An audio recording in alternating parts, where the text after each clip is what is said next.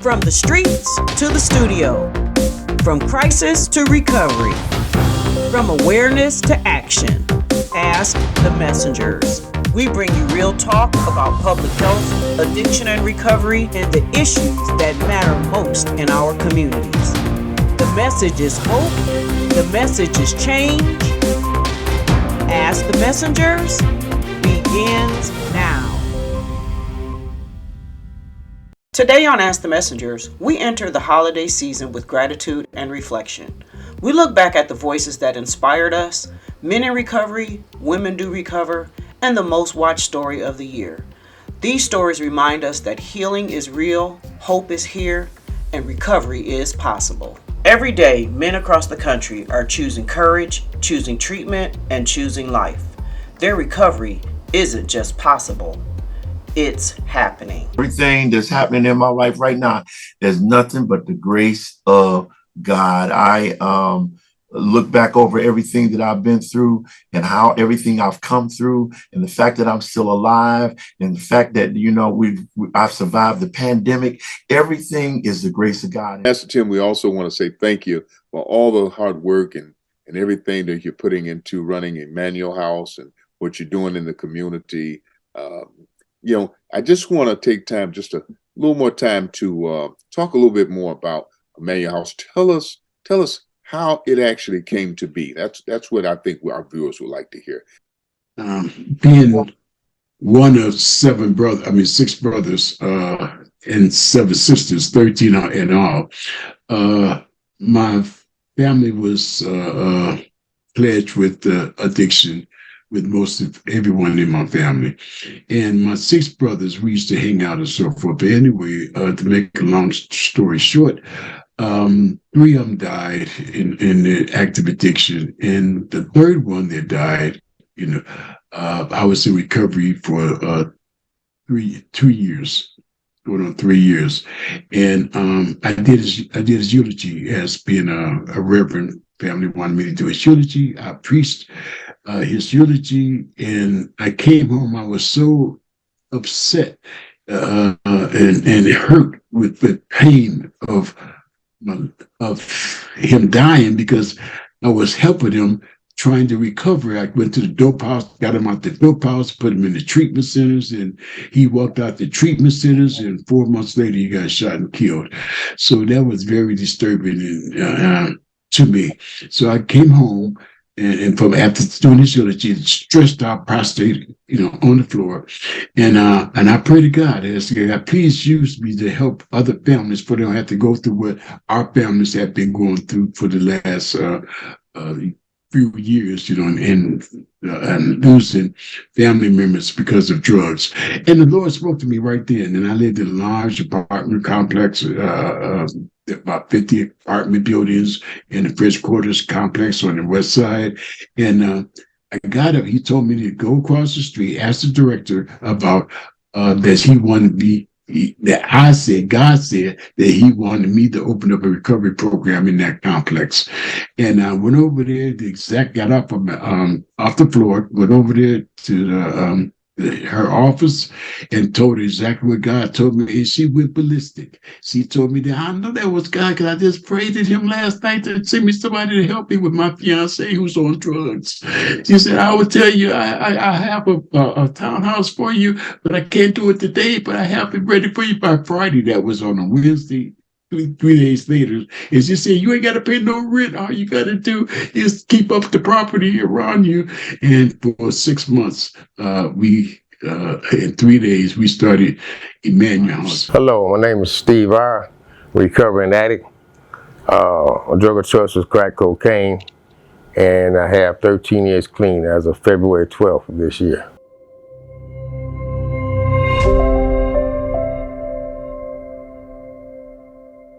My name is Tommy W. My drug of choice is crack cocaine. My clean date is 4/19/25. I want you to look in the camera, and I want you to talk to some of those young guys out there, because, we have this repeat cycle. But you were part of a repeat cycle, but look at you now. So can you just share some words to someone right now who may be watching, or a mother who or let's say a grandmother who is just at her wit's end with her son or her daughter? I say keep on loving them, keep on praying, and keep on pouring into their lives. And I say to any young person to always remember that the choices we make today is a down payment on our future. Mm. We should never put ourselves in a situation like I did as a very young teenager, put myself in a bad situation where I found myself in prison, condemned to die in prison. Serving 29 years in prison I was not at a day camp. This was prison, and prison is a dream killer, and you have to be very, very conscious of the choices that you make, those folks that you're hanging around with, and those the things that you are associating yourself with. I tell you from firsthand that it is absolutely not worth it. When I was there, my mother died while I was there. Both of my grandmothers died when I was there, and so many other other loved ones died while I was there. Couldn't go to their funerals. Only thing I could do is get on that steel bunk, put the cover over my head, and cry like a baby. And so you don't want to go through that. You don't want to live like an animal inside a cage, being told what to do 24 hours a day, being strip searched at will. That is not a place for you, young person. And for those who are being patient with our young people, those grandmothers and those mothers, I say don't throw in the towel. Just keep on loving them. Keep on sowing the seeds. If you have a recovery story of your own and would like to share it right here on our show, record the video and send it to us. Our email information is right there on the screen, askthemessengers@gmail.com. Every day, women push through their pain, break cycles, and choose a new beginning. Recovery is not just possible, it's happening. Last time you was on our show, you had a different clean date. So that means something happened in between then and now. What happened? What happened? I wasn't putting the work in. I stopped putting the work in, and I was struggling with my daughter out there. I said, I'm going to find my daughter. The disease is insidious. It'll tell you one thing, because it want to psych you out that I'm going to look for my daughter. And I know for being in this program since 1982, I can't go to the dope house looking for my daughter. I wanted to get high, and I used that as an excuse. So when did you get to the point this time around when you was like, okay, look, enough is enough, I'm done? I got a hold of some fentanyl, and it started eating my skin from the inside out. And I surrendered. I know there's nowhere to live. Clean date is 10/16/24. What was your drug of choice? Percocets and marijuana. How did you get started?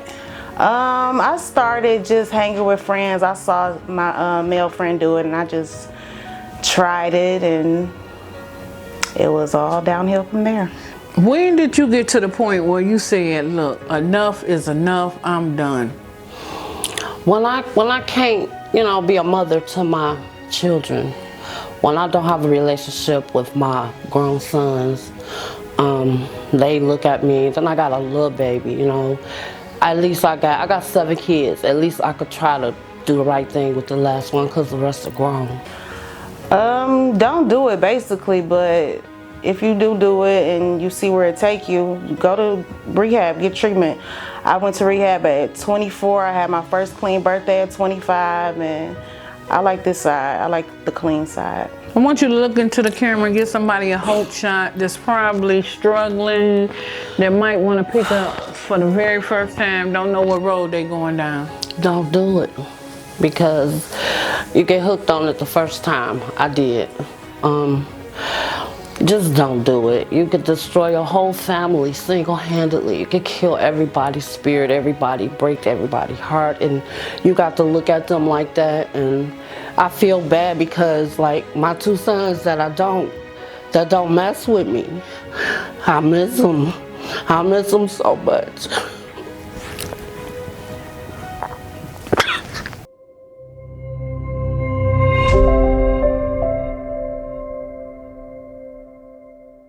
first started drinking alcohol, and a lot of that had to do with the fact that I had a lot of insecurities, low self-esteem. My environment at that time, they were drinking as I was growing up, and to fit in and didn't feel good about myself, I thought alcohol was the answer. It would make me be somebody or feel something that I thought I was missing and couldn't identify what it actually was. So I started drinking. At 17, I went to prison and ended up spending 17 years in and out of prison because of the drugs, because I didn't want to give up the drugs because it gave me a feeling of numbing out. I didn't want to deal with life, you know, and it just allowed me to just non-exist at that particular point. I've been always kind of dibbling and dabbling, like, with drugs, like, since I was a teenager. But I didn't get into, like, hard drugs until I was in my 20s, like my mid-20s. I met a guy that was like a big-time drug dealer, and he introduced me to cocaine and like, you know, heroin, all the harder drugs and stuff. He sold everything, so it was really easily accessible, and that's kind of how my addiction started. What got me to where I am today, I overdosed on some fentanyl, and it took them a half hour to bring me back to life. And when I got to the hospital, I stayed on a Narcan drip for 3 days. Even then, the addict in me, where my dope at? I was still looking for some dope that I had bought. And only after I got out the hospital did I realize, okay, what you gonna do different now? What happened, you know? And when I realized I was afraid of living, that I died a couple times, and I was okay to die, but I was too afraid to live. So now it was about me reevaluating where I am, what happened, and all these fears and insecurities that I'm not addressing, that I had to address it, do everything different, get different friends, because I did call 5 people before I actually picked up. Nobody answered. So it was like, I got to get some new friends. I got to do everything different. Everything I thought I knew about the program, I had to start over from the beginning, reading the literature, making me doing everything different and not going off of all the old information that I used to have in my previous recovery. It wasn't working for me no more. So I got to do everything different today. And I feel a sense of freedom today that I haven't felt in a long time. So that allows me to move forward. So when did you get to the point where you said, look, enough is enough, I'm done? Well, you know, I lost my best friend, my cousin, my sister. It was kind of like back to back to back. And I just remember one day I was just like, just going out of my mind, and I was just like praying to God, like, if you just get me out of this one, I promise you, like, I would never go back to that life. Like, just, you know, I felt like I never really hit my rock bottom, but I feel like I never wanted to get all the way there to, you know, wake up and be like, okay, this is enough. Like, I knew then, I knew when I first started that it was not the life for me, but just losing everybody and really marrying my husband and him and his inspiration and everything was really what made me like, okay, I gotta change, you know, because I do want a family, I want a life, I don't have any kids, I want like the whole, you know, I want all of that. If you have a recovery story of your own and would like to share it right here on our show, record the video and send it to us. Our email information is right there on the screen, askthemessengers@gmail.com. And now we close with our most watched episode of the year, Voices of Addiction, Unfiltered, Unscripted, Real. It originally aired on September 7, 2025, and featured our street reporter LaShawn capturing raw testimonies from people still in the struggle. This episode also featured a spotlight on the Random Acts of Kindness Foundation, an organization that provides resource support to returning citizens and their families as they reconnect, rebuild, and adjust to life after incarceration. Addiction is not just an individual struggle. It is a family disease. Over 20 million Americans live with a substance use disorder. But what begins as a way to numb the hurt can quickly spiral into chains that are almost impossible to break. I'm your street reporter, LaShawn, standing out here today with LaDonna. So, LaDonna, how long you been out here? Since I was 22, and I'm 40 years old now. How do you get high every day without a job? Side hustles, make money. Cut grass. What's a side hustle? Give me one. Give me some examples. Cut grass, all types of everything. Not no damn tricking, that's for damn sure. How long you been out here? About 2 years. Have you talked to your family? No, not in the last 6 months, no. You got kids? I got a daughter. Tanisha, what's going on? Survival life. Surviving? Yeah, surviving. How you end up out here? Got to a predicament when my baby daddy bought the drugs to me. But my baby daddy bought the drugs to me. And so I just been losing since then. How many? I have 4 kids. I want you to look into that camera and talk to your kids. You're going to have to talk loud now so they can hear you. Delia, Grace, Heaven, Demetrius. I miss you much. I love y'all. And I'm planning on coming home very soon. Are you sick and tired of being sick and tired? Sick and tired, man. Sick and tired of losing.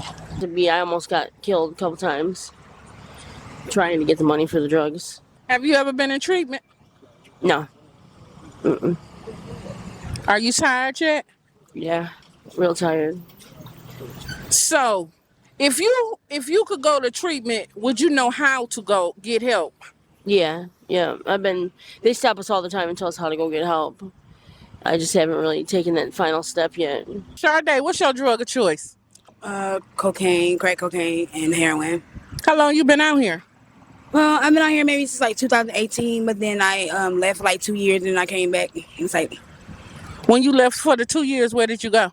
Wisconsin. I went to like beauty school and like graduated, and then ended up coming back with my family, and like I wasn't ready. And I came back here, so. You look young. How old are you? 35. You got any kids? No. So, what's going on out here? For real, for real? Well, addiction and like bullcrap. Really, like it's well, hurting. But a lot of people are hurting, and a lot of people just like don't know how to deal with life's problems, and they just use drugs to like get away from it. What brought you out here? Stupidity. Really, stupidity. Like being like making the wrong choices and being around the wrong people is what got me out here, and just like not having enough faith in myself and enough. In America, more than 2 million people are behind bars, and every year thousands return home carrying the weight of incarceration and facing a world that has moved on without them.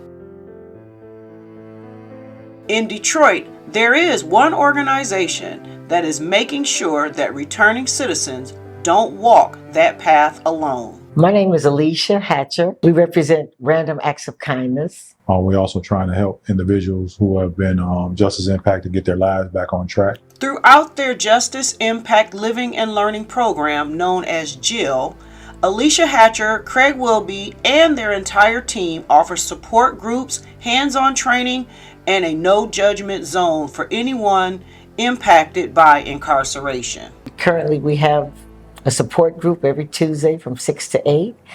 No judgment zone. People come and vent and bring their ideas, and we have actual hands-on classes with professionals every Thursday from 5:30 to 8:30, and it just have been evolving, to say the least.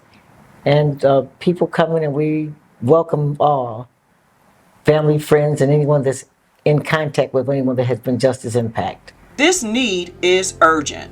Studies show that more than 1 in 3 returning citizens end up back behind bars within 3 years, not always because of crime, but because the system leaves them without tools to succeed. Most of our client base are juvenile lifers. Our clients have been incarcerated for over 25 years, and we realize that when they come out that they just coming out with nothing, and they're pretty lost because the world moves at a very rapid pace.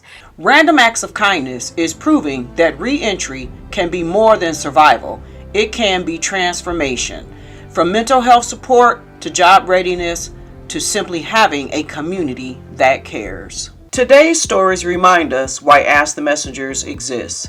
To give voice to the struggle, shine light on hope, and share the truth that recovery is possible.